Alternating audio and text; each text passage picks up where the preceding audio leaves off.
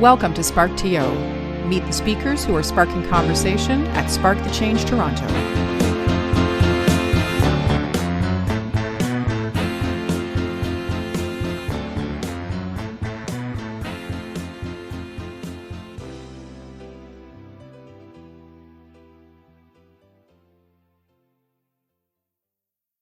Hello, everybody, and welcome to SparkTO. This is this podcast that we at Spark the Change Toronto use to introduce our speakers to you, our adoring fans.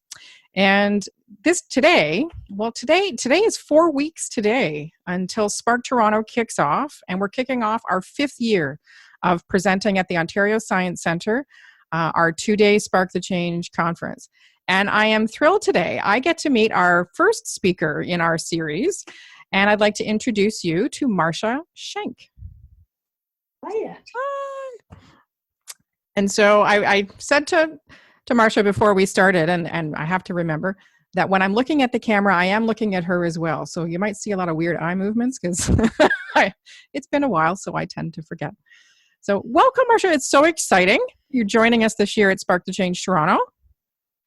I'm pretty excited about it too. We are an interesting bunch. So I'm sure you'll find lots. And you're out in Portland, in Oregon. I am in Portland, Oregon, though I began life a little closer to you. Ooh, do tell. I've become a West Coaster. Oh, I was born in New York City. We won't hold that against you. That's okay. I've been there. It's beautiful. Or interesting. It can be interesting. Interesting. And so what took you out to Oregon? Am I saying that right? That's like when people say Toronto. So they say Oregon. Oregon, okay. Oregon. I actually came here in 1961 to attend Reed College. Okay. And then I was gone for a while. I was back here for 14 or 15 years. Portland is a really fun, creative city, and it's a nice scale, and it's got lots of green stuff, and we like it. We like the architecture. Do you get the same weather as BC gets then?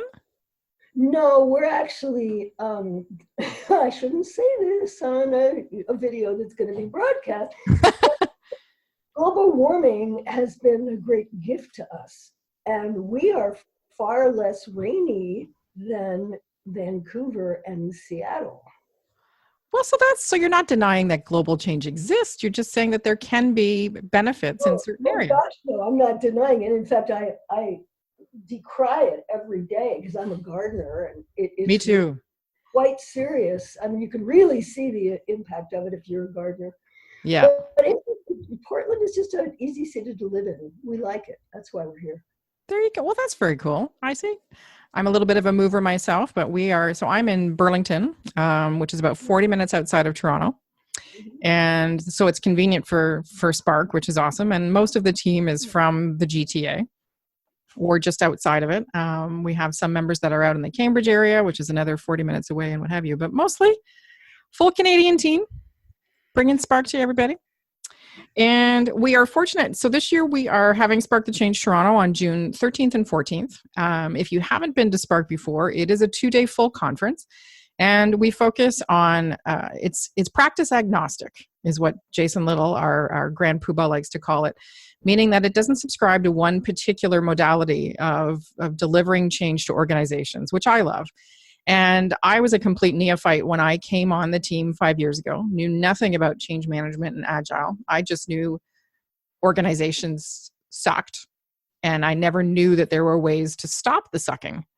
So by the end of my first conference, I was absolutely transformed and transfixed, and it transpires that 5 years later, I'm still here doing this. So that tells you something right there. It does. All right. And so Marsha is one of our amazing speakers on day 2, and that's June 14th. And she's taking the stage at 11 o'clock. And she's got a really, I'm quite intrigued by this because I love brain study and neuro study. And you have, on your website, you have some dendrites and action going on there. So I was kind of like, let's see what this is all about. And so Marsha's going to be talking to us about ecosystem intelligence, recruiting the social brain to foment agility. Ooh. And so the description goes, we who seek organizational resilience are faced with the imperative to generate value in continually arising ecosystems. We can develop skills and practices to design new networks of value exchanges, I wrote that down because that's really cool. To do so, we must satisfy ancient neural networks, that tricky little limbic system, a social brain that evolved in the Stone Age and before, both for its delight in helping others and for its iron grip on energy, optimism, curiosity, and creativity. This fresh synthesis of business anthropology, ecosystem thinking, and social neuroscience introduces a powerful, pleasurable metric, an early indicator for agility fitness. 2 stories from my practice illuminate how it works. So that value exchanges, new networks of value exchanges, that jumped out at me. So tell me a little more about that. Sure. Well, we're going to talk about a lot of stuff, but a lot of things. Okay. Well, value exchanges are the soup that human beings swim in. Ooh. So start right there. You and I are having an exchange right now. Right. As you know, it is not a transaction. There's no money involved. Yes. This is an exchange that we chose because we're both interested in something, and that something is, what does it take to make an organization more generative? Cool. Okay. Why Spark is called Spark. That is true. Okay. So innovation can only happen in exchanges. And innovation is new networks of exchanges. So you picked up the diamond in the description for sure. Sorry, I'm writing that down because that was really good. Oh, that was really good. I like really good. Innovation can only happen during exchanges. Oh, I like that. In exchanges, right? Yes. So yes. if you invent something new, what makes it valuable? The exchange of information or the exchange of... That is somebody, there has to be somebody who benefits from it, or a living thing that benefits from it. And if there is another living thing, then you can have an exchange. I mean, it could even be between us and, a spider. I have to tell you that my exchanges with spiders generally include, Michael, come and get the spider. Or I will very politely say to the spider, I don't go into your house. Please don't come into mine. Does that work? Well, it does after my son, if he's home, politely escorts the spider out, or the spider goes for a little swim in my toilet.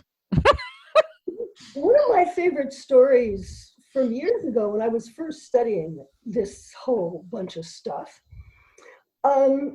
is with Umberto Maturana. He started his work in biology, and he is now recognized in philosophy of language and in many other fields.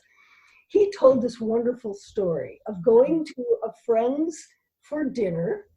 They were having a lovely dinner, and they were kind of done eating, and they were kind of sitting back, and a spider came down right to the middle of the table, and he expressed alarm, and his host said, "Oh, don't be alarmed, that's Betsy. She waits until we're done, and then she comes and eats the crumbs." I'm not sure that I would have been so conciliatory to Betsy. You might not have been, but this guy's a biologist and a philosopher and a student of coordination of action. And I found that very interesting. The spider waits till they're done. So he anticipates some kind of proactive, logical thought on the part of the spider versus an opportunistic limbic thought process on behalf of the spider going, if I go down there, there's going to be some goodies. Well, the thing is, the spider waits until they're done, that was his example of coordination of action. So if you and I were having lunch and you left something and I said, are you done with that? Mm-hmm. And, yeah, I'm done with it. Then you'd feel okay if I ate it. But if I ate it before asking you if you were done with it, you might not be quite as happy about it. I would probably be, well, it would depend. So it would depend if it was, French fries or ice cream. So, I But don't since know. No, then, no, no. That's very valuable. That's a very valuable way of, sorry, my hair's bugging the heck out of me. That's a very valuable way of look at it. Though I find it fascinating that Umberto would anthropomorphize the spider to think that it was that. he didn't anthropomorphize it. There are many examples now of animals choosing to coordinate, and there are many. Well, the fact that the spider predictably waits until they're done eating Mm-hmm. means action is intentional. We don't know what story it made up about it, and he wasn't pretending that the spider made up a story. Right. It's an example of coordination between species. And since that has happened, we have many more examples of coordination between species. I have a photo on my slide deck that you will see of a Mm-hmm. frog carrying a mouse across a river during a flood. And I've been using that slide now, and people have such a strong reaction to that slide. Someone snapped it. I don't know. Yeah. I just know that I bought the photo. The frog is carrying the mouse across a river, and the river is flooded, and that's all we know about it. It's one of many examples that we now understand about coordination of action between species, which is actually something that we rely on in order to survive. But let's talk about coordination of action between human beings, because that's the innovation that you're interested in. Well, you triggered something for me, because when I went and I stalked you a little bit, which I told you beforehand, and I had a look on your LinkedIn profile and saw that you follow Brene Brown, who I think is just the biscuit. And when you were talking about the frog carrying the mouse across the river, my thought process went, it would be interesting to talk to the audience and find out what stories we're telling ourselves about what's going to happen between the frog and the mouse, because some of us would think, oh, that's so sweet. Look at Mr. Froggy helping the mouse. And others are like, he's just getting him to dry land and then he's going to snap his head off. And then others are like, okay, that's really freaky. And why is the frog helping the mouse? And it's that disparity between the thought processes and that difference in the stories that we tell ourselves that helps to, in that exchange for the innovation and what have you. So fascinating. Okay. Exactly. Okay, go. I'm fascinated to hear where this goes. Well, so I have been studying coordination of action, which is the basis of commerce, which is the basis of society, which is the basis of human life. It's coordinated action. It's the basis of life generally, but we don't really need to go there. And the social brain, kind of integrating that, the social brain allows for certain kinds of exchanges and tends not to allow for others. That is also extremely interesting. And is that inclusion or exclusion of a limbic reaction? Like if the limbic reaction. So I'm going to ask you to not use that term. Oh, sorry. Neuroscientists aren't so happy with that term. Okay. They're trying to make finer distinctions between what we think of as being conscious and we think of as being not conscious. Like whatever my digestion system is doing right now, it's not really. It's an unconscious reaction. But it's there are sorts of exchanges going on in my digestive system. Water is being taken, moisture is being removed and shared and moved around. So those changes are all going on, controlled by my brain, but without my awareness. Yes. Okay. So if we talk about a new exchange could be really innovative. So I remember when the microwave was introduced, I didn't want anything to do with it. I thought it was just ridiculous. Mm-hmm. And then I started listening to parents who have two children who are coming home at 6:30 and everybody's hungry and they can just throw something in the microwave, and I went, oh, now I get it. But the way I was raised, the introduction of a microwave didn't look interesting to me. And that's exactly how innovation works. Yeah. Okay. When Jane Fonda introduced her exercise videos, I'd been exercising for 20 years. And my friends started saying, oh, that's what you're doing. You're doing your Jane Fondas. And I thought, that's also a very interesting example of what turns out to be an innovation and what isn't an innovation, and for whom. Mm-hmm. And for whom is it welcome? Now, there were people who thought it was just ridiculous and horrible and undignified and were completely just annoyed at the introduction of that product. Kind of the way I was with the microwave. It's like, oh, shoo. There were people who responded to the first Jane Fonda workout videos. That's how old they were. They were videos. With that, oh, this is undignified. I don't want any part of it. Mm-hmm. But actually produced a cultural explosion of women seeking different kinds of exercise. And now, 35 years later. Which is crazy.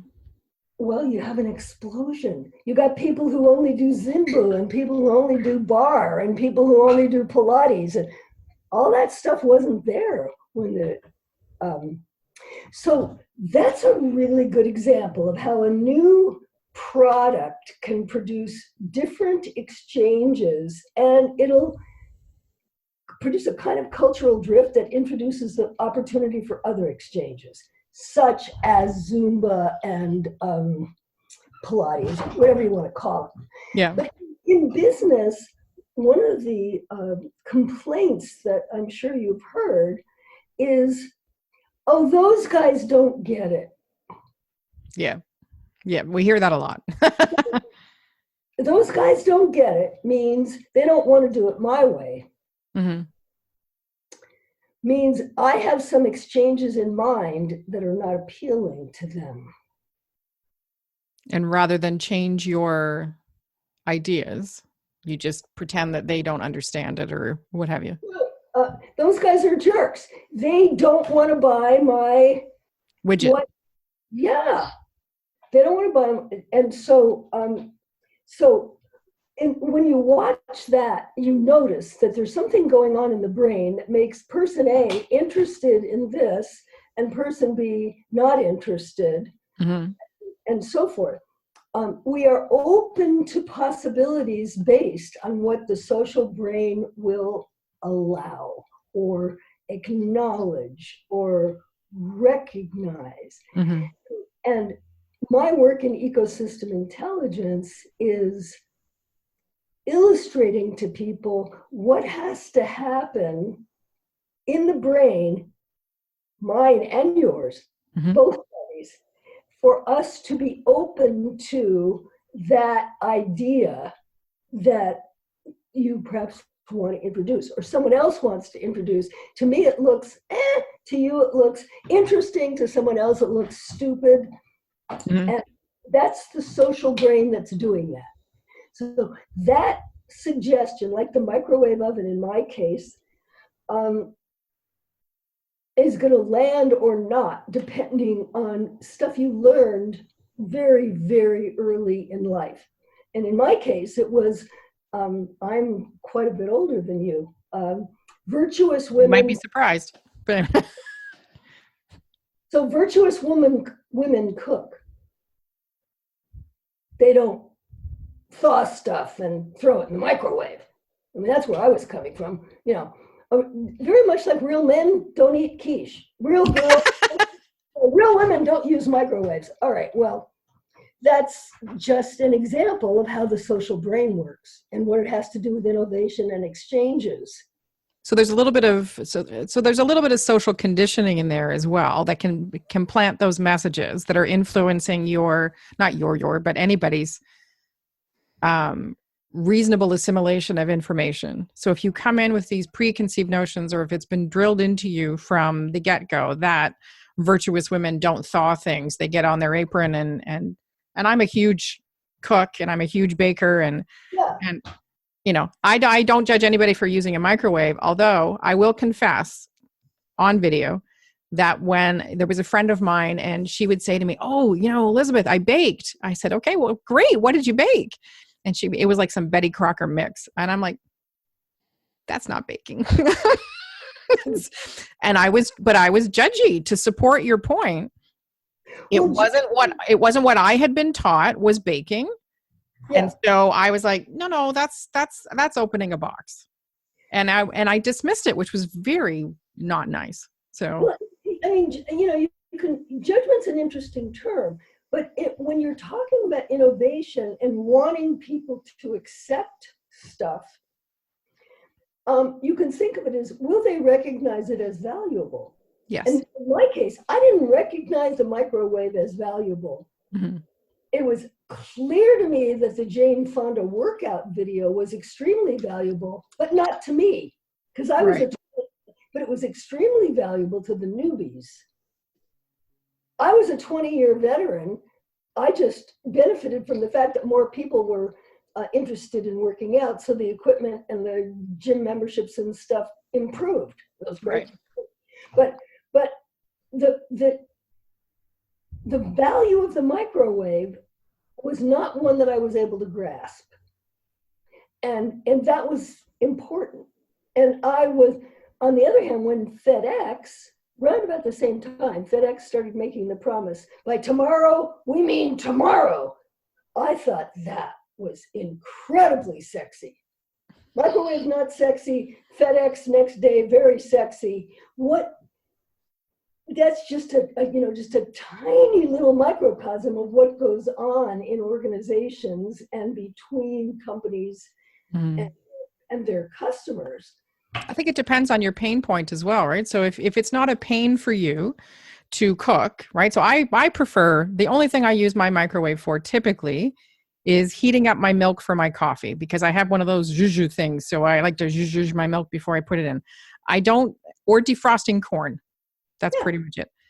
Well, but my pain point around, I need my book tomorrow, or I need this package to go to this place tomorrow. That to me is a more important pain point than how quickly I can cook a dinner, because I've been taught to cook, so I can manage either way. Shipping, not my strong suit. So I need to get somebody with that expertise. That's where my pain point is. Right. And value doesn't always have to do with the pain points, but it often does. But not always. Like I bought a fountain. True. I bought a fountain for my backyard. It wasn't because of a pain point. It just, I like it. I like the noise, right? I just bought one myself. What we value is a social matter. And that is something that has not been clear to us. If we value it, it's because the social brain values it. And so how do you then, and you were heading there and I diverted a little bit, but how do you then, when you look at the workplace, and there's all this conflicting messaging around bringing your social brain to work and having that delineation. And I remember talking to somebody and they said, when I come home, I stop at a tree in my front yard and I put my work day on the tree. I stop there. My work persona, my work thinking, my work everything stops at the tree. And when I go in the house, I am who I need to be in the house. And I find it fascinating that we feel we need to have that separation of, church and state, if you will. And so when you're looking at that exchange and that social thinking, how does that now, do you think, influence the workplace and organizations in general? You mean the amount of stress in the workplace that the people want to leave on the tree before they go into the house? Or do you mean something else?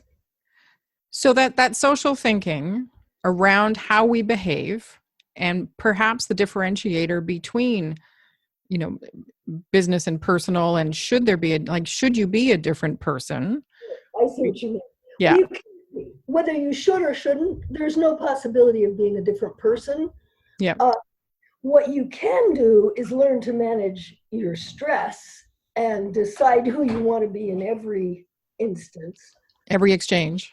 But if you think about that, and you just take your example, the person who wants to leave the workday on the tree and enter the house wants to do that because of the nature of the interactions they want to have after they open the door. It's the quality of the interactions that the social brain wants to really have a hand in. That's so good. And what's so good about it? What was it about that caught you? It was that choice, that level of social interaction that you choose to have. That's really cool. Right. Because I think you made a really valid point about the unconscious and the conscious brain. And sometimes I think our unconscious brain is a little pushy in how it helps us or doesn't help us to engage in social exchanges, our biases or our whatever that get in the way. And what you had me thinking about earlier was when you're in the workplace and you're in a situation and you are having an exchange, whether it's towards innovation or just a team meeting or what have you, how do you bring, what you're going to teach us at Spark? Because I see so many applicability. I don't even know if that's a word, but applicabilities for what you're talking about.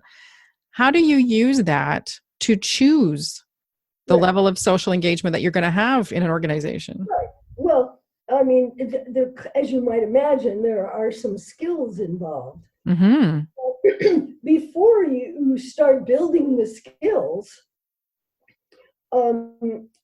you can just kind of pause and notice that in your work, let's say you're in an organization, you have different kinds of exchanges. You have exchanges that are almost not happening. They're so blah. They're so meh. Yeah. There are exchanges that are depleting to people who are having the same argument for the 9th time in the next office. That really are draining. So I have to use the word depleting. So I have 4 types. I have rich exchanges, sweet spot exchanges, ho-hum exchanges, and depleting exchanges. Ho-hum exchanges. Wouldn't that be awful to be somebody thought of as a ho-hum exchange? Well, we all have ho-hum exchanges. For sure. My mantra is make your business as close to 100% rich exchanges as you possibly can, because a rich exchange happens when people acknowledge the difference between each other's realities. Yeah, the stories. Take the moment. It isn't about time. It's about the quality of acknowledgement. I get you're one of mine. And I get you're one of mine is totally different than everything else. That's almost falls into sort of the Maslow's hierarchy of needs that. Nope, it does not. No? It does not. Acceptance? Acceptance, belonging. Yes. Belong at the bottom. It's the foundation. Maslow's upside down. Okay. He's got hunger, sex, blah, blah, at the bottom. The bottom is belonging. The most important human driver is belonging. So that's why the social brain is so powerful. And you have to take that back. The social brain is older than dinosaurs. Mammals, our line, if you are older than the dinosaurs. That social brain, that way of living, by taking care of your young, and because you're taking care of your young, doing a lot of cooperating with others of your kind as well as not your kind. That difference, I'm going to coordinate in one way with you if you're one of mine, and I'm going to coordinate in a very different way with you if you are not one of mine. Very. That is a mammalian characteristic. It's probably 300 million years old, might be even older than that. So you're blowing my mind, Marsha. I'm just saying. I'm intending to. Well done, because we've got just a couple more minutes, and then we have to scooch off. But wow, anytime you want. So if you change the food of a mother rat, the baby will not nurse, and it will die of starvation. That is how strong the social brain is. Not my mother, not one of mine. Yep. I'm not eating, even though I'm starving. It's so powerful. So in the workplace, we have to know you're dealing with a bunch of mammals who might not recognize you as one of them. Right. And there's also a few other things, like mammals don't like being crowded, and mammals kind of like fresh air. There's all kinds of other things that are making the workplace difficult, but you want to jump, so jump. Where do you want to go? That's crazy. So I can't jump to another point, because if we tell people too much more, then it's that whole milk cow situation, right? The store. Okay. Honestly, you've made so many incredible points. I'm thoroughly chuffed. I can't wait. So I'm the person that runs around like a little bit of a lunatic at the event, although that's gotten better.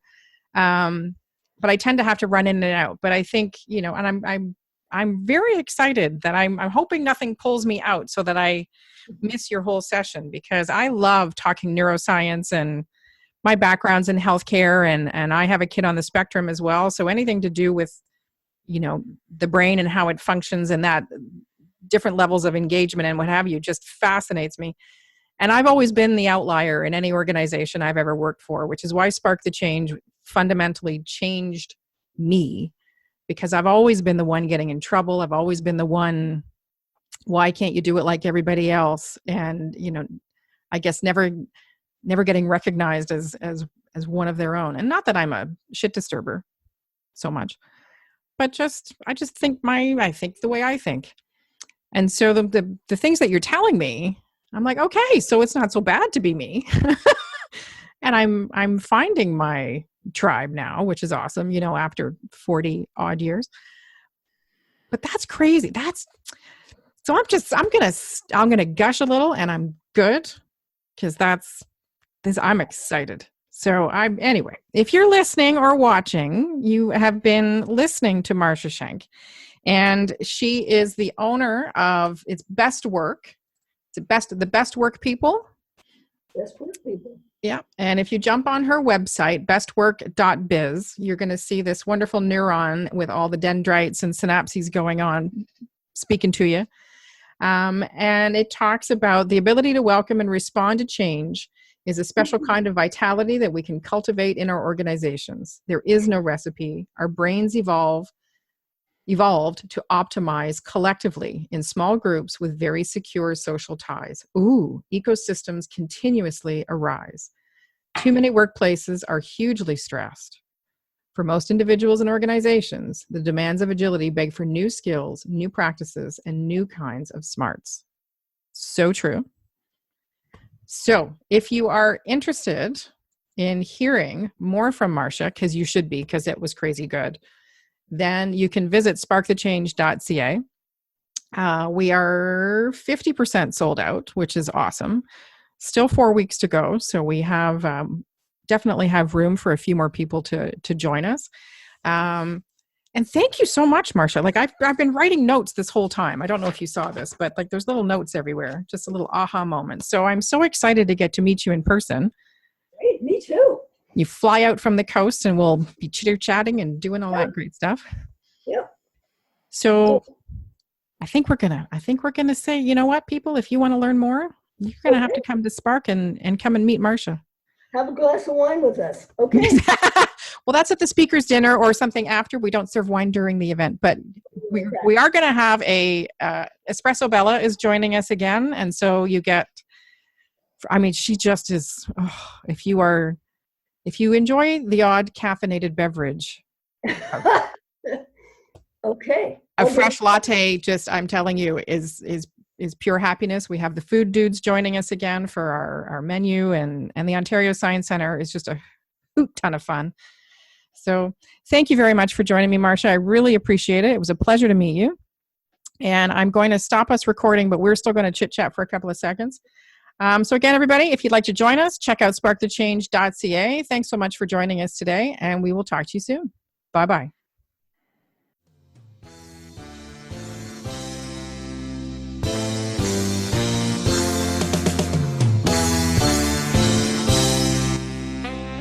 Thanks for listening, and please visit us at SparkToChangeToronto.ca to learn more, or you can follow us on Twitter at SparkConfTO.